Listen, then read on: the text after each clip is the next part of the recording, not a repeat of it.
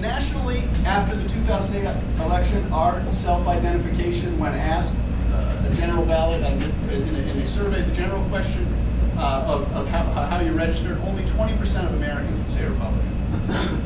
It's tough to win elections when only 2 out of 10 people will admit over the phone to a stranger, right? Let's not forget, this is a poll, it's not a coffee party. You're not even, you can hang up on this person. You don't ever care what they think about you. 2 out of 10 will admit to a stranger over the phone their party identification. So it was bad, but that's then. In DC, another parallel, spending is completely out of control. And what I love about dealing with the Democrats right now is just relax, be patient, let people be who they are. Getting elected to office doesn't make you something special. People are people. They're just guys and girls like the rest of us. And they will tend to be themselves. And liberal Democrats love spending money.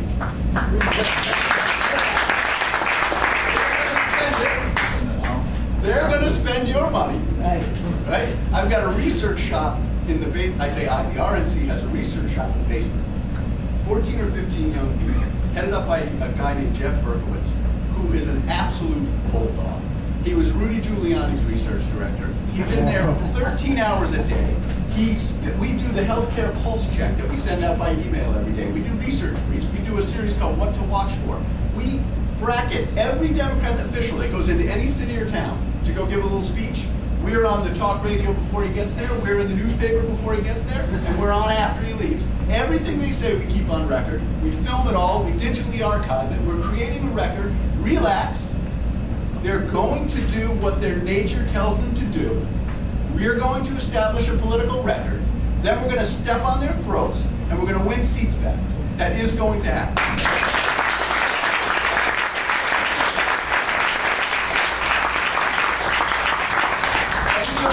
Any of you who want to get your email to us, get it down. I'll put it in the hopper. We said that research, our average donation is about $42. That's what funds this party. Everybody's, oh, politics and special interest. Ken, you're down there with the big shots. They're cutting big checks and bribing each other. They don't do that in my office. That may be happening. I don't know. Okay, I'm as cynical as the next guy. I see the receipts. The average contribution is about $42 a month.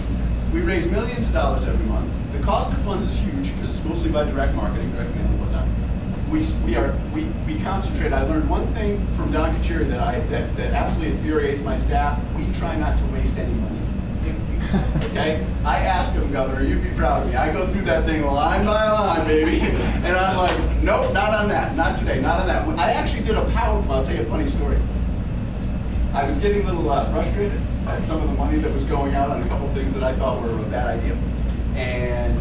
But it's tough to debate ideas with people in politics because you know until the election's over, you never know what was good and bad, right? You got to wait until everybody votes.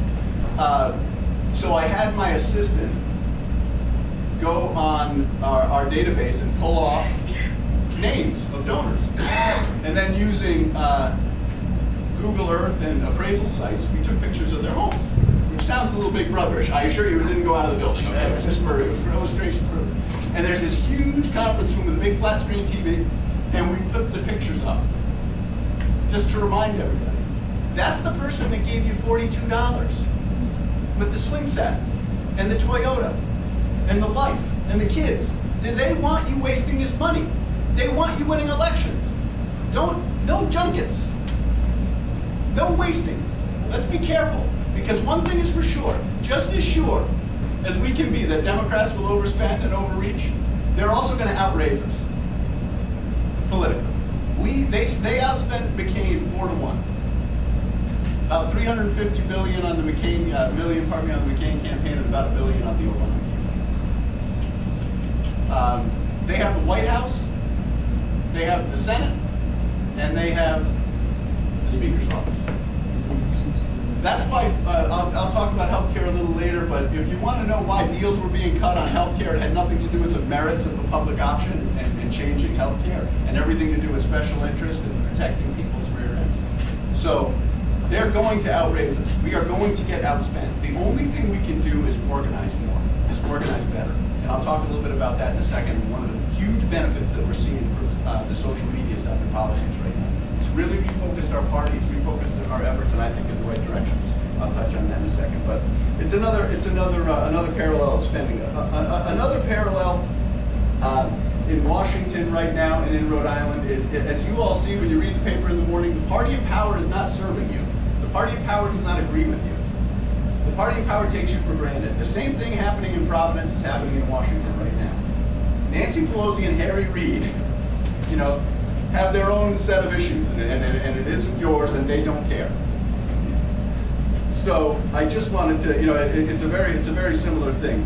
And I guess the single most remarkable parallel, and this is the one that gave me such comfort, and that actually made me think, geez, I might be able to do this job. When you're sitting there at 9 at night and no one's around and you're worried, and I have the same fears as everybody else, right? I mean, you don't want to look incompetent. You don't want to fail. I'm afraid to lose to Democrats. I don't want to lose to Democrats. I worry about those things. It's just nature. But I'm not gonna let it control me. I mean, we've got to fight. I'm not gonna let my children inherit the country that they have a vision for. I'm not gonna do that.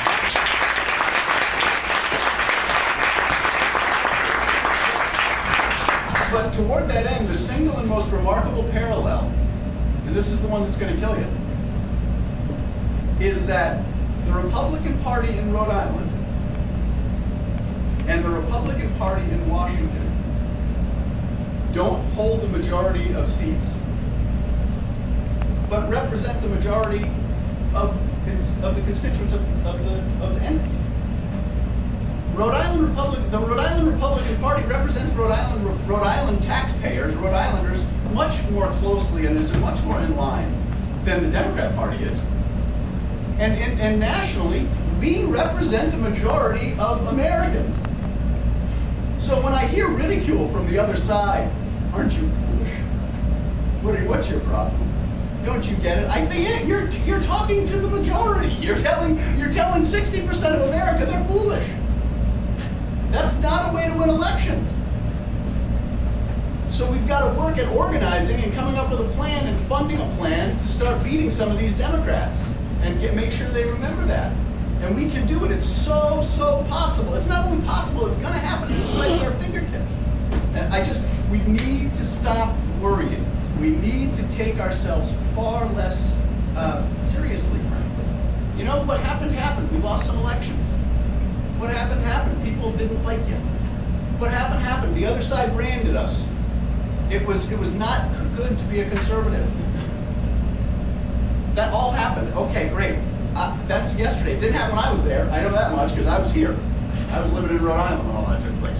So I'm there now, and my responsibility is the future. And we have elections coming up in November in New Jersey and Virginia. And we have a very important Supreme Court election in Pennsylvania. It controls redistricting there, and we need to win that seat. We have a couple of special elections coming up in legislative seats around the country, and we have a big election in New York 23, a special election there. So we have a lot of work cut out for us in November, and worrying about those things that happened in the past doesn't help us get there. And we have a ton of work cut out for us for November 2010, when we'll have 37 or 38 governor's races, and we'll have a third of the Senate and the entire House of Representatives up. And I'm not worrying about the past is not going to help 1 minute with any of that. So we're done with that as an organization. We're gonna look to the future. We're gonna take this administration on head on, and every day we're gonna keep fighting. So let me get on to a couple of